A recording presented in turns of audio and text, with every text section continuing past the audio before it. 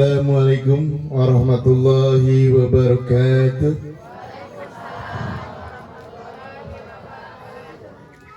Sigano ngalilis kieu teh centuangnya. Assalamualaikum warahmatullahi wabarakatuh. Sampurasun. Alhamdulillah. Masih ingat dengan kaluluhur urang. Bismillahirrahmanirrahim. Alhamdulillahirabbil alamin. Wassalatu wassalamu ala asyrafil mursalin wa ala alihi washabihi ajmain amma ba'du. Ya sekedap ayah lanten. Kesadan ya. Oh, namanya ngucapnya adan alhamdulillah jadi istirahatlah sekedap.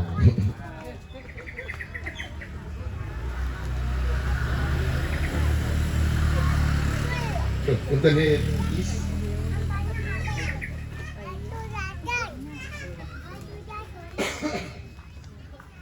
Nuku abdi bika hormat Pak RW, Pak DKM, para tokoh masyarakat kesepuhan anu gaduh bumi hatur nuhun pisan. Tos tiasa nampi ibu-ibu, bapak-bapak sadayana anu ku abdi bika hormat bika cinta. Ibu-ibu, bapak-bapak sadayana, alhamdulillah tadi urusan dunia tos disampaikan ku tim ses di abdi. Kata urusan dunia, abdi bagian urusan akhirat lah. Abdi dinten ayeuna teh alhamdulillah dipasihan Yuswa oleh Allah, dititipan Yuswa, dipasihan Yuswa masih janten anggota DPRD Kabupaten Bandung Barat, tapi detik ini menjabat ketua fraksi PDI Perjuangan. Itu jabatan lahir saya. Nama Haji Rahmat Mulyana, sarjana ekonomi, magister manajemen. Walaupun gayanya punya jabatan lahir ayah Hajina, ayah S1, S2 itu jabatan lahir. Walaupun agak sulit jabatan lahir, tapi tetap bu, ibu-ibu, bapak-bapak, jabatan lahir mengansa ukur sampai batu nisan. Jadi jabatan saya, jabatan lahir, semuanya harta jabatan hanya sampai ditulis lamun cek bahasa Sunda mah dina padung leres teh. Nah, ayeuna saya akan menyampaikan bahwa saya punya jabatan juga, jabatan akhirat. Ini yang saya harus kemanapun juga jabatan akhirat ini disampaikan bahwa saya 2001 ini sebetulnya sudah mendirikan Padepokan Kesatria Pajajaran Nusantara. Itu tinggal ada lambang kujang, ada trisulanya, KPN. Ini adalah padepokan ini sarana untuk pendidikan tentang keagamaan, terutama anu dipegang ku abdi ada ilmu tasawuf. Terang ilmu tasawuf. Aduh, kumaha emang, masya Allah. Ari lamun hadiah hadar sok ngawas ilah Indonesia Abu Korijani terang kita diadu tarbangosan gitu pada hente ya. Aduh masya Allah.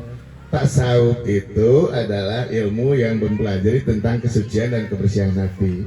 Atau cacan pada terang masuk ya akuha orang baca syahadat istighfar 3 kali, syahadat 3 kali, Fatihah sekali, ameh cerdas. Kena akuana dipasihin, mudah-mudahan hatina cing bersih, kosongkan pikiran. Lamun orang ngucap bismillah ge zaman baheula mah kolot baheula ningan tiasa jeleg ka Mekah, tiasa jeleg ke Jakarta. Ke ucapan bismillahirrahmanirrahim malahan mah bukan bismillahirrahmanirrahim, karena mengucapna kolbuna bersih. Jadi bukan tamat Al-Qur'annya bagus, tamat Al-Qur'annya kalau kalbunya bersih, tetapi hafal Al-Qur'an kalau kalbunya tidak bersih celaka juga. Nih saya akan memberikan tip atau cairnya di payun. Kalau Astagfirullahaladzim, Astagfirullahaladzim, Astagfirullahaladzim. Asyhadu an la ilaha illallah wa asyhadu anna Muhammadur Rasulullah. Asyhadu an la ilaha illallah wa asyhadu anna Muhammadur Rasulullah. asyhadu an la ilaha illallah wa asyhadu anna Muhammadur Rasulullah. Al-Fatihah. A'udzu billahi minasyaitonir rajim. Bismillahirrahmanirrahim. Bismillahirabbil alamin. Arrahmanir rahim. Maliki yaumiddin. Iyyaka na'budu wa iyyaka nasta'in. Ihdinas siratal mustaqim. Siratal ladzina an'amta 'alaihim ghairil maghdubi 'alaihim waladdallin. Alhamdulillah, mudah-mudahan bacaan syahadatna sareng Fatihah sareng istighfarna leres-leres, qalbuna bersih, segala sekedar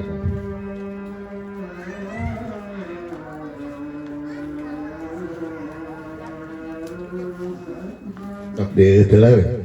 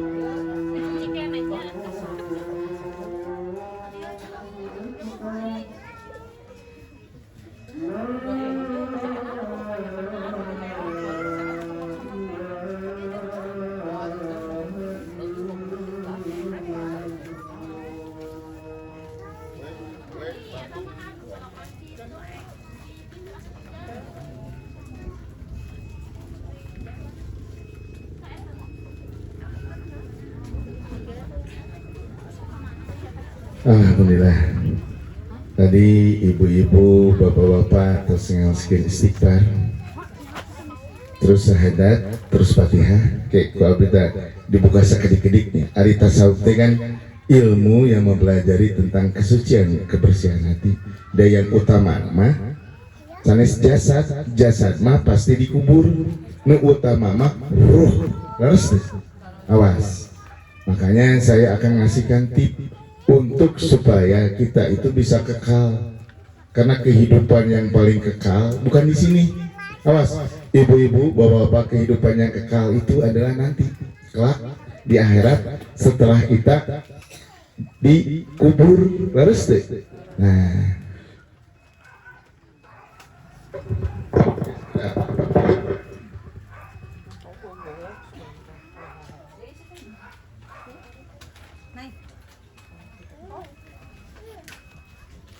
udah bangun. Ya udah enggak aja. Ini mah. Berat. nah, jadi tadi Abdi gambarkan bahwa yang namanya Rahmat Mulyana itu walaupun punya jabatan ketua praksi S2 ngaji tapi hanya di Batu Nisan. Ini jabatan ini hanya paling usia kita paling lama 100 tahun. Laras deh. Ketika kita kehidupan nanti di akhirat itu kekal abadi, Bu. Innalillahi wa inna ilaihi raji'un itu kita kehidupan di akhirat itu 99,9% dari kehidupan sini. Ini mah 0,01% daripada kehidupan di dunia. Awas. Makanya saya kemanapun melangkah mengasihkan tip, jangan sampai kita salah sasar. Banyak saya baru turun gunung tanggal 20 Juli tahun 2020 saking keprihatinan bahwa banyak orang-orang yang hafiz, orang-orang yang ahli kitab, ketika kolbunya nggak bersih, banyak kita jumpai di TV, di media, oknum, awas ini oknum yang namanya ustadz, ini oknum yang nama kiai itu bisa tidak senonoh perbuatan tidak baik kepada muridnya, betul nggak? Ibu-ibu pernah lihat di TV, itu fakta. Kita jangan ingkari fakta itu. Apa kesalahannya dari fakta itu kita ambil manfaat, hakikatnya apa sebenarnya yang terkandung itu maknanya. Yang salah itu bukan Al-Qur'annya, yang salah itu manusianya.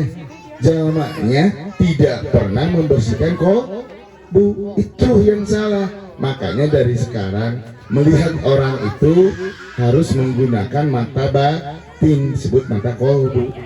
Nah, awas hati-hati, itulah ajaran ilmu tasawuf.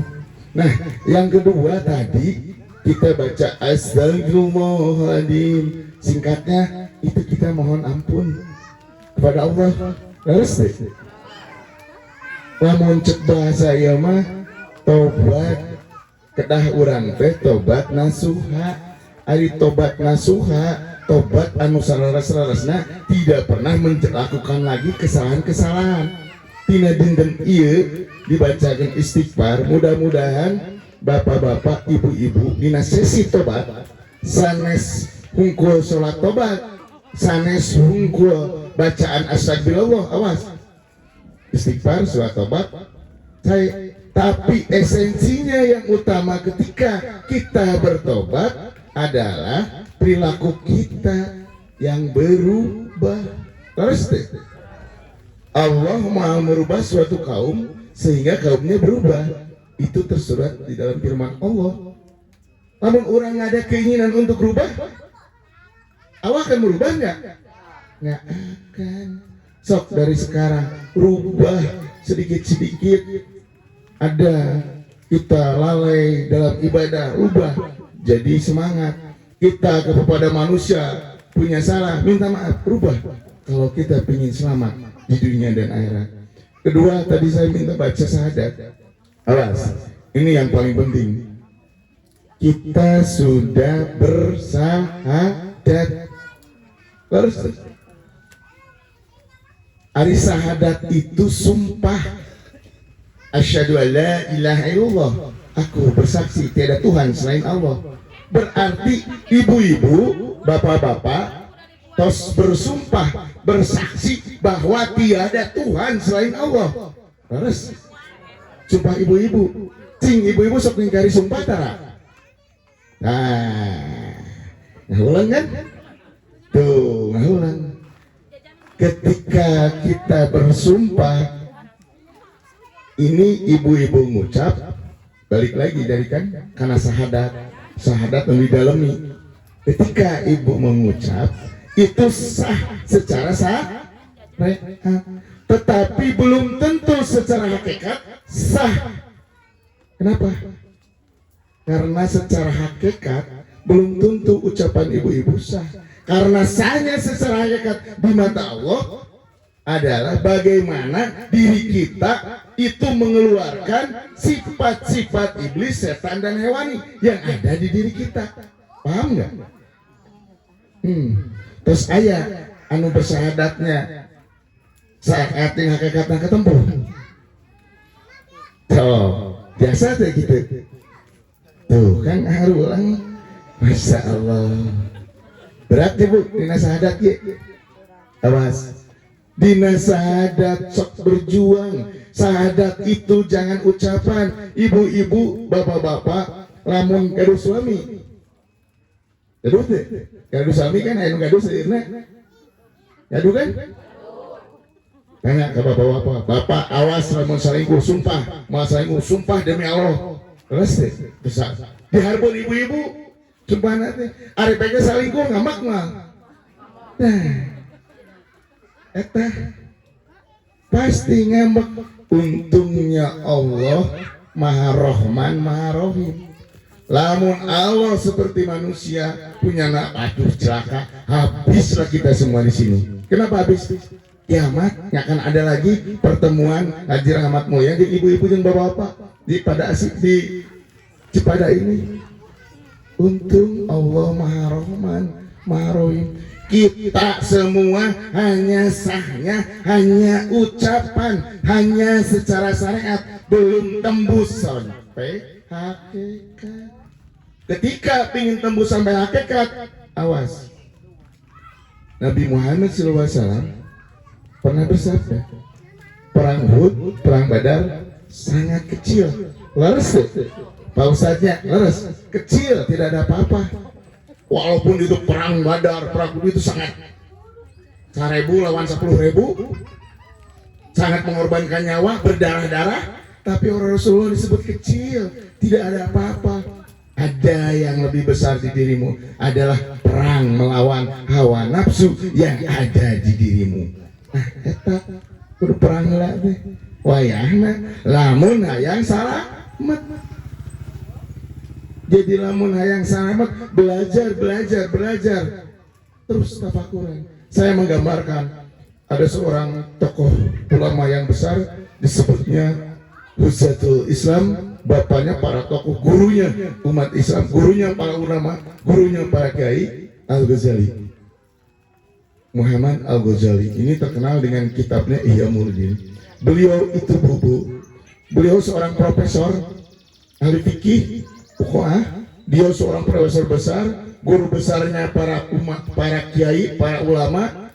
Lamun aya nama meureun guru besarnya Al-Azhar yang dituju oleh semua dunia, seorang profesor. Beliau juga ada penasihat raja, penasihat sultan. Tetapi ketika dia diseru oleh kakaknya Ahmad Al-Ghazali, apa diserunya? Hei Al-Ghazali, kapan engkau jadi batu asah? Selamanya jadi batu asah. Ngerti peringatan itu? Jadi batu asah. Ari jadi batu asah nama habis. Badokna nu seukeut. Leres teh. Jadi nyeketan batur diri sorangan. Nah, akhirnya ketika beliau sadar, alhamdulillah ada hidayah dari Allah, walaupun dia susah payah, pernah memaksakan berdakwah juga, dia berdakwah, tetapi beliau ini dalam ceritanya, dalam kitabnya, ketika berdakwah, dia nggak ada suara yang hilang, dia beristighfar, sembuh, ketika dakwah hilang lagi suaranya. Akhirnya dia terus riado memohon ampun terhadap Allah. Akhirnya dia itu menemukan jati diri, ada hidayah dari Allah. Akhirnya dia selama 5 tahun dia hijrah, uzlah dari ilmu-ilmu kalam pindah kepada ilmu-ilmu tasawuf. Kata beliau ini ya, kata Al-Ghazali, coba tenang dulu, tenang. Kata ini bukan main-main soalnya. Ini yang diceritakan saya ini adalah para wali-waliullah, para kekasih Allah, bukan main-main. Para kekasih Allah yang diceritakan teh, mudah-mudahan kalau kita mendengar meregepkan, ada spirit, mudah-mudahan mereka itu jasadnya yang mati, Bu.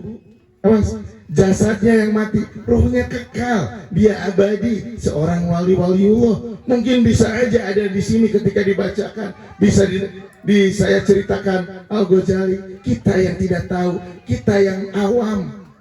Awas, hati-hati. Jadi saya tadi ceritakan bahwa seorang profesor ulama besar, dia uzlah 5 tahun mempelajari ilmu tasawuf, sehingga dia terkenal sesudah tasawufnya. Dia bilang ilmu kalam, ilmu filsafat, ilmu budaya, semuanya kurang memuaskan saya. Itu kata beliau dalam kitabnya. Yang sangat memuaskan saya adalah ilmu. Kenapa ilmu tasawuf bisa memuaskan seorang profesor, guru besarnya Huzatul Islam, bapaknya semua para ustadz, para ulama? Karena yang namanya ilmu tasawuf terkoneksinya langsung kepada Allah. Jadi punya kebenarannya, punya kebenaran sejati, punya kebenaran hakiki dari Allah. Jadi kebenarannya mutlak. Tuh kata beliau. Makanya ibu-ibu alhamdulillah datang sumping ka di abdi, diajak disahadat we latihanna. Ya, istighfar lah tadi diajarkan asyhadu alla ilaha illallah. Awas, ketika hari ini bersumpah jam 3:30 kirang, tadi 3:30 saya minta tafakuran. Saya tidak mau melihat ibu-ibu teh Islamnya hanya Islam sare. Jadi Islam sare ate Islam kate. Jadi hanya akuan Islam di KTP. Saya akan prihatin engke di surga teh lain ibu-ibu nu aya na KTP na nu loba di surga. Terus teh. Makana tong ngaku-ngaku hungkul. Kudu tembus Islam teh secara syariat dan hakikat. Gimana cara tembusnya Islam secara syariat dan hakikat? Awas, di dalam padepokan saya ayat disebut tekad, lampah, dan ucap. Tekad kita harus kuat, niat kita harus kuat. Kita meniat menuju Allah, lampah kita menuju Allah, ucap kita menuju Allah. Jangan sekali-kali lamun bapak-bapak sok salingkuh ke ibu-ibu, bari ka mana bawa bari pangaosan aya. Ieu mah naon? Sanes dieu aya rancangan api eta mah bari ka mana ditaruhkeun ku istrina. Bade pangaosan rapi, siga pangaosan. Dijemputna sarena rapi. Datang ka deui lain pangaosan. Ya, kanu biasa amang pas ditelepon di PC, gila. Tuh kan niatnya beda-beda. Tekad lampah ucap teh nyambung. Nina niatna nina hatena ka mana? Bebeja mah ka dieu, nya lampahna ka ditu. Sinkron enggak? Ya sinkron. Jadi lamun niat kita ke Jakarta, langkah kita ke Jakarta enggak? Harus ke Jakarta. Ucapan kita kemana? Bilang di Jakarta. Itu yang benar. Ini yang match. Jangan sekali-kali lagi kita mengucap Allah, awas. Mengucap Allah, mengucap Bismillahirrahmanirrahim dengan menyebut nama Allah yang Maha Pengasih Maha Penyayang, tapi pelit. Jadi ucapan dan perilaku geus beda teh. Makanya ibu-ibu, bapak, saya setiap bertausiah, saya setiap ceramah, dakwah berkeliling dari tahun 2020 setelah Covid dan masih Covid, saya berdakwah demi Allah, demi Rasulullah. Saya itu tidak pernah mensuudoni Allah. Saya itu membagi rezeki yang saya punya. Pasti nanti juga dibagi ibu-ibu. Tuh, kenapa saya tidak mau sujud ke Allah? Kalau saya dibayar berarti Allah maha miskin. Hah, sia. Namun saya dibayar berarti Allah teh maha miskin. Karena saya mah yakin Allah itu maha kaya, saya tidak pernah mau dibayar sepeser pun. Allah maha kaya. Saya kebetulan punya jabatan dunia, jabatan ini dipakai kepada ilahi. Saya berbagi. Lihat nanti YouTube-nya. Ini bukan pamer. Mudah-mudahan perilaku saya, akhlak saya mencontohkan ini diikuti oleh yang lainnya. Bukan untuk sombong-sombongan, bukan untuk pamer, bukan untuk ria, tapi agar supaya diikuti. Ini yang benar.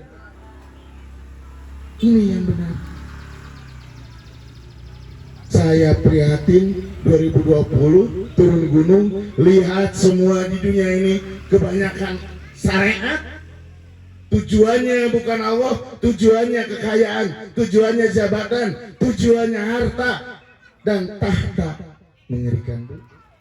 Saya mengucap gini, saya itu sudah keluar dari tujuan jabatan, tahta dan kekayaan. Kenapa saya sudah keluar?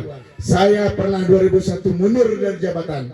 Semua jabatan, semua tahta, semua kekayaan dan wanita semua saya tinggalkan. 2001 terkenal saya disebut gila, nggak apa-apa, yang penting gila mencintai Allah. Itu prihatinnya ketika seseorang mau menuju kepada Allah, ujiannya berat.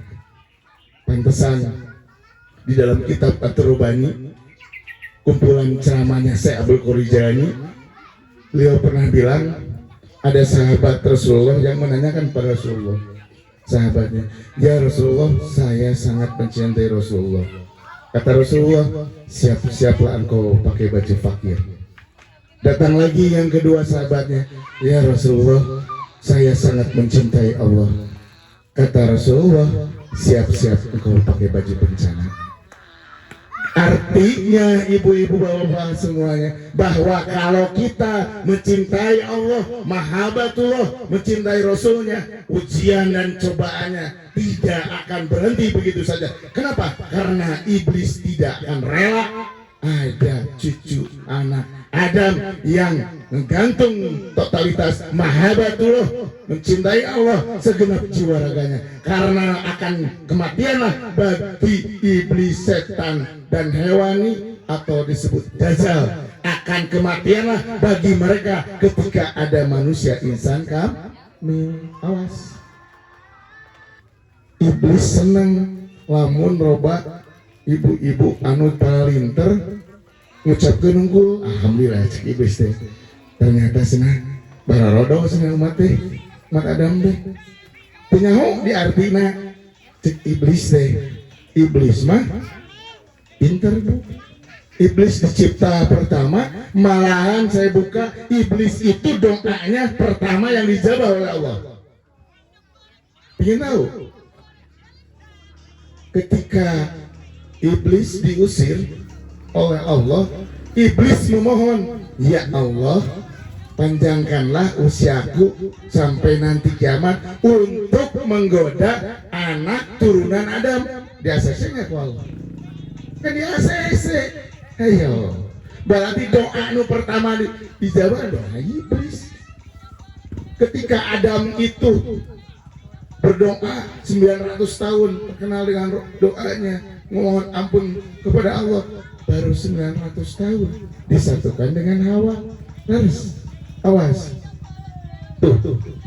Jadi iblis itu akan senantiasa terus menggoda anak cucu Adam, sehingga ketika Rasulullah mengatakan itu aku yakin sangat benar, tidak rela ada seorang insan kamil, karena akan menghabiskan mereka akan menghabiskan iblis, setan, sifat hewani yang disatukan terakhir akhir zaman ini disebut Dajjal.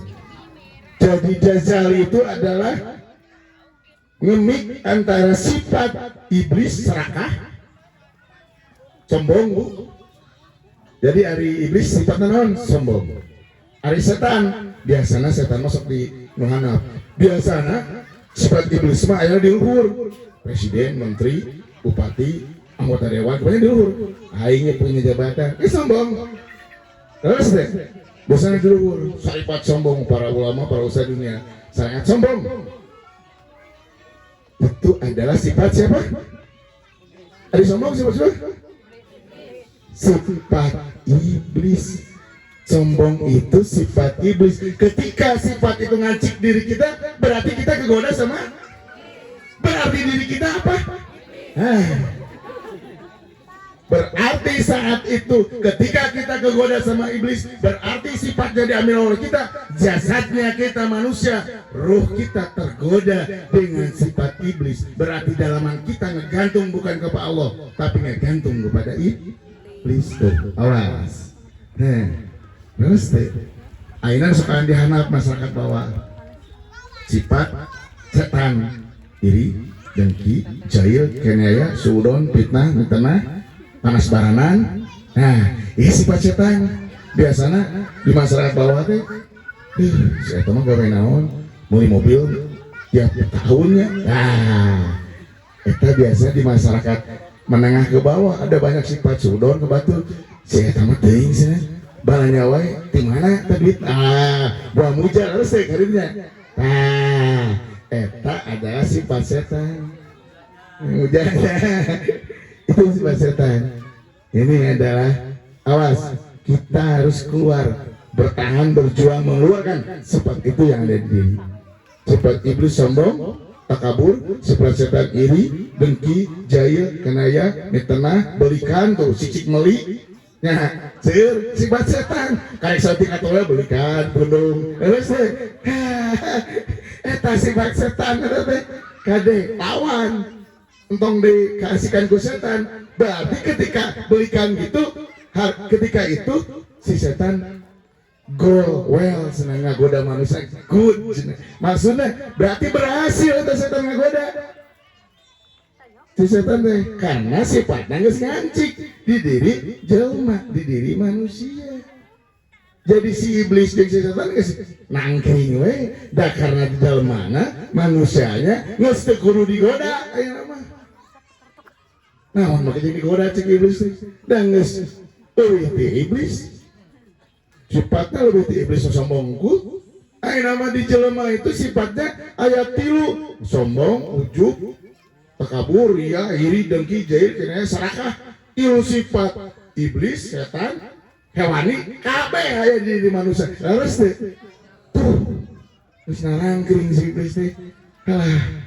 Geus mutasi, geus ngemik eta iblis teh. Dina sifat 3 eta aya di diri manusia nu disebut Dajjal. Dajjal itu bermata satu, hanya berpikirnya duniawi. Tuh, awas. Kita harus berjuang mengeluarkan sifat-sifat iblis, setan, hewani yang ada di diri kita. Kalau kita itu ingin sah sahadatnya secara syariat dan secara hakikat. Nih, Al-Ghazali itu sampai berani meninggalkan istrinya, sampai berani beliau meninggalkan jabatannya penasihat sultan, sampai berani dia meninggalkan istri tercintanya untuk ilmu tasawuf. Dan kenangan-kenangan beliau adalah kitabnya terkenal dengan kitab Ihya Ulumuddin. Nah, kenapa beliau itu sampai tega-teganya meninggalkan semuanya demi dia kasih sayang untuk umatnya setelah beliau, untuk ada kitab itu agar dibaca, agar lain dieun pajangan, kan begitu. Awas, Al-Quran itu kenang-kenangan jadi Nabi Muhammad SAW. Itu adalah mukjizat terbesar Nabi Muhammad SAW. Kebetulan besok mau Isra Miraj. Ini adalah Isra Miraj itu kejadian yang sangat luar biasa atau disebut mukjizat. Terus cing abi nanya, hari Isra Miraj Nabi Muhammad SAW usia berapa tahun? Usia berapa tahun? Ada terang deh. Aduh. Usia Rasulullah Nabi Muhammad SAW ketika Isra Miraj, beliau itu nih, karena pada Isra Miraj dikasih tip, beliau itu sudah ditinggalkan oleh Siti Khadijah, istri yang tercintanya, oleh pamannya Abu Thalib. Terus dia berdakwah di Thaif, dilempar batu, diusir oleh Muslimin, diusir di timbulan, berat bagi Rasulullah. Tapi dia berdoa. Rasulullah sampai berdoa begini, ini dengerin doa Rasulullah sama saya hanya di ke Indonesia ini, soalnya bahasa Arab pasti maaf ngawan kenanya deh. Ya Allah, sesungguhnya saya itu diberikan tugas hanya segini ini, saya tidak mampu ya Allah untuk melaksanakan tugas ini. Sesungguhnya saya ini tidak bermanfaat. Itu doa Rasulullah ketika dia berdakwah di Thaif, dilempar batu sampai berdarah-darah, diusir. Rasulullah itu adalah tekadnya Rasul kuat, sehingga oleh Allah diberikan anugerah oleh Allah, dia bisa Isra Miraj. Itu kejadian luar biasa atau disebut mukjizat bagi para nabi. Itu mukjizat. Jadi bahwa mukjizat ini tidak bisa kita tembus dengan akal, ibu-ibu. Coba dari Masjid Haram ke Masjid Aqsa anak 1000 mil, hampir 20.000 kilometer misalkan, hanya dalam sehari semalam. Ketika itu tidak ada pesawat, ketika itu tidak ada mobil, hanya ada aja onta. Kalau ditembus sama onta secara logika ini adalah 6 bulan, ya kan? Tapi Nabi Muhammad SAW hanya sehari semalam. Tuh, ditembus ku akal. Nabi Muhammad menceritakan dilempar pembohong masih gak lupa. Karena tidak mungkin secara akal Nabi Muhammad SAW Isra Miraj dari Masjid Haram ke Aqsa hanya 1 hari 1 malam. Tuh. Tapi untungnya Rasulullah dia bisa menceritakan kejadiannya di masjid itu. Soalnya inilah. Akhirnya ada yang percaya, ada juga yang enggak. Karena makanya kita juga jangan mentuhankan akal, tapi kita itu yang jadi raja itu kolbu. Makanya kolbunya bersihkan. Akli kita itu hanya sebagai panglimanya, panca indera kita itu sebagai menteri. Kalau kita menggunakan akal, kita pun akan menolak Isra Miraj. Harus deh. Cok akal tembus di pikiran, diutik ku akal. Terus ku akal tembus Nabi Ibrahim dibakar, tidak sampai kebakar. Terus Nabi Musa dia bisa membelah lautan. Coba tembus sama akal, bisa nggak ketalar? Tidak. Jadi ada sesuatu yang tidak bisa ditembus dengan akal. Itu adalah kejadian luar biasa. Itu adalah keagungan Allah yang kita hanya bisa ditembus dengan kolbu. Tuh begitu. Jadi ketika kita bersahadat itu harus benar sahnya, sah secara syariat dan secara hakikat. Ketika ibu-ibu sudah sah secara syariat dan hakikat, ibu-ibu akan selamat di dunia dan di akhirat, dijamin. Nah, Nabi Musa selamat di dunia di akhirat, di kuda-kuda Firaun, karena keyakinannya tinggi. Aku bersaksi tiada Tuhan selain Allah. Berani, dia keberanian tingkat tinggi menentang Firaun. Notabene adalah Firaun adalah bapaknya angkat sendiri, tapi berani karena keyakinannya berani. Harus deh. Nabi Ibrahim keyakinan tingkat tinggi, tauhidnya bapak tauhid, umat Islam keyakinan tingkat tinggi, berani nggak? Ikhlas nggak? Melaksanakan nggak? Kurban. Awalnya Ismail mau dikurbankan, akhirnya diganti oleh kambing. Harus. Jadi kalau kita itu bersyahadat asyhadu an la ilaha illallah wa asyhadu anna muhammadar rasulullah, tidak ada lagi rasa takut di dirinya. Yang ada takutnya hanya Allah. Tuh Sudah keluar sifat-sifat iblis, setan, hewan. Yang ada kemanapun melangkah hanya dia bersama Allah, sifatnya gembira, tenang, damai karena selalu bersama Allah. Tidak ada lagi keluh kesah. Aduh, rumah isukan kerja gemeri beas, nggak ada. Nggak ada lagi keluh kesah. Aduh, hutang sedih bayi, nggak ada. Taat gantung ke Allah. Itu sifat para pecinta Allah, para mahabbatullah. Orangnya, sifatnya kita bisa lihat tidak pernah gentar menghadapi siapapun juga. Tapi ketika di mata Allah, dia hanya sebutir debu. Dia bukan apa-apa. Dia tunduk dan taat kepada Allah.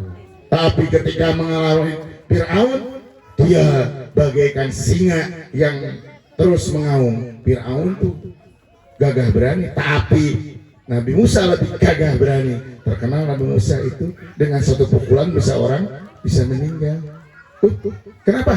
Karena keyakinannya bersahadat asyhadu alla ilaha illallah, yakin totalitas terhadap Allah, jiwa dan raga, ruh dan jasadnya menyatu kepada Allah.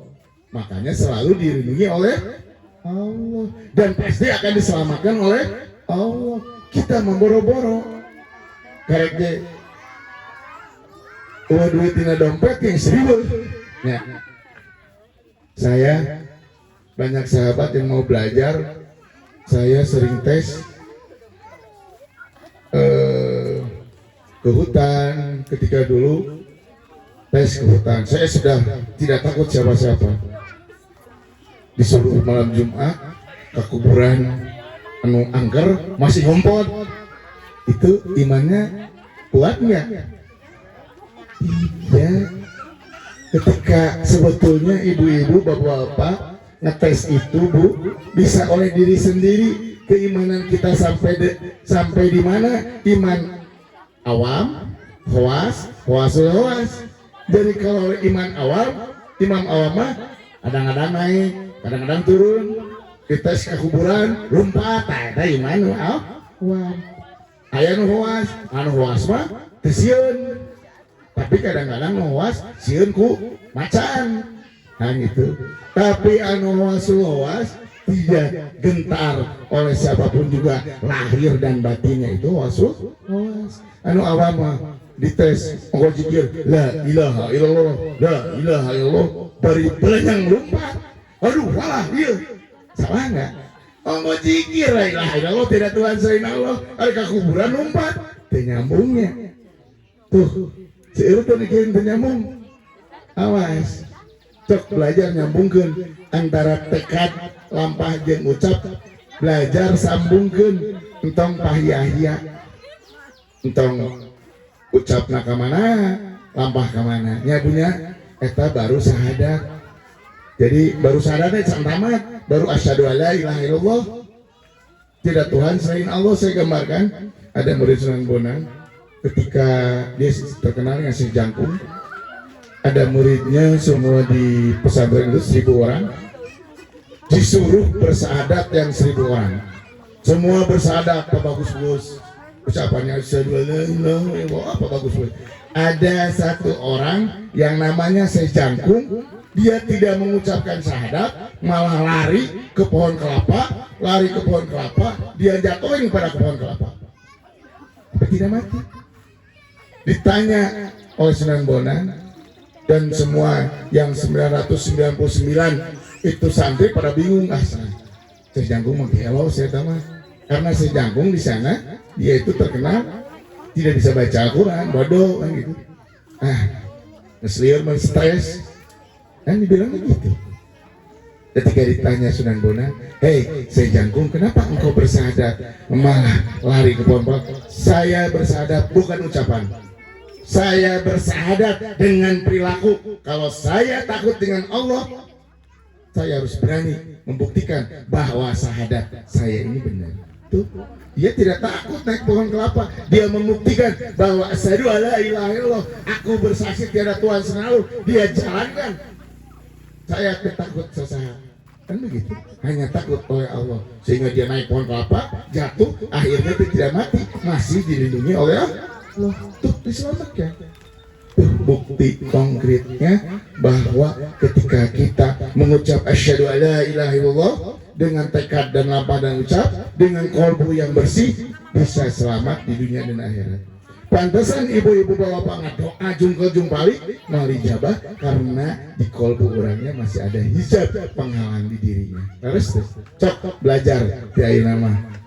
Abdi mau panjang lebar, mudah-mudahan karek asyhadu alla ilaha illallah belum ke asyhadu anna Muhammad Rasulullah. Cok belajar di rumah BPJ, di rumah tapakuran istighfar. Terus perbanyak zikir la ilaha illallah terus daripada ngelamun, daripada nonton sinetron zikir, daripada nonton sinetron baca Al-Quran dengan artinya.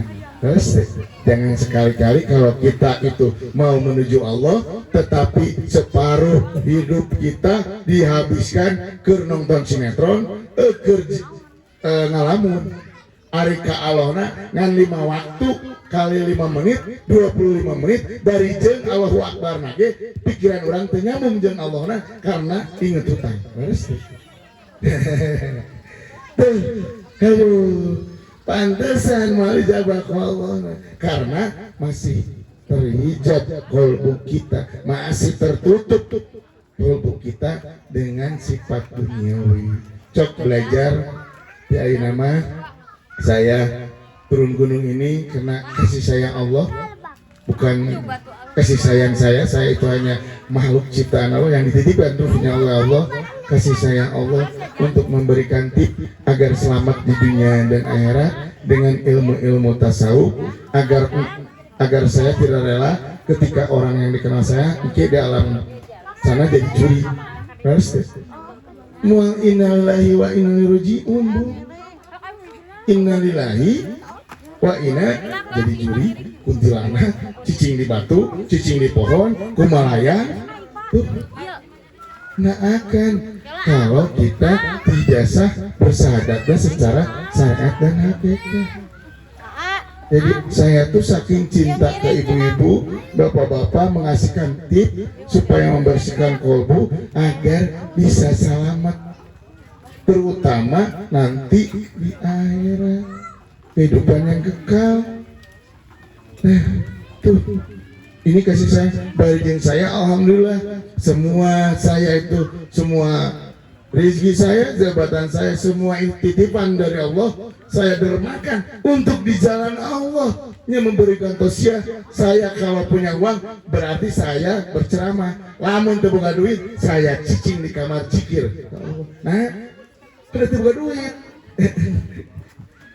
Allah berarti supaya saya istirahat. Jadi kalau mau saya istirahat banyak di kamar zikir Allah supaya terdakwah karena mau saya punya rezeki dakwah ke mana-mana. Satu titik itu bisa alhamdulillah. Tuh, ini adalah saking sayangnya Allah. Awas, bukan saya.